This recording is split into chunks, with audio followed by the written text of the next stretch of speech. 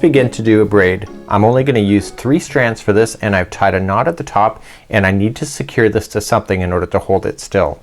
So I'm just going to push it into my clamping here, and now it's good to go. So I'm going to lay this down on top of the board, and I want to separate the 3 strands apart from each other. To begin, all I'm just going to do is take the outside one here and cross over the center. And now I'm going to take the new outside of this one and cross over the center.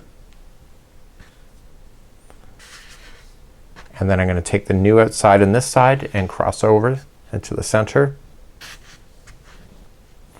And I want to kind of tighten things up.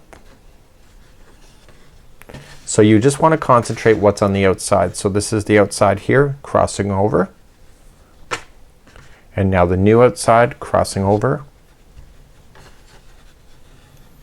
And now the new outside here, crossing over. You can just tighten things up if you need to. You get used to doing this in time. So here, take the new outside one here, crossing over. The new outside one, crossing over. And the new outside, and keep doing that as far as you need to go.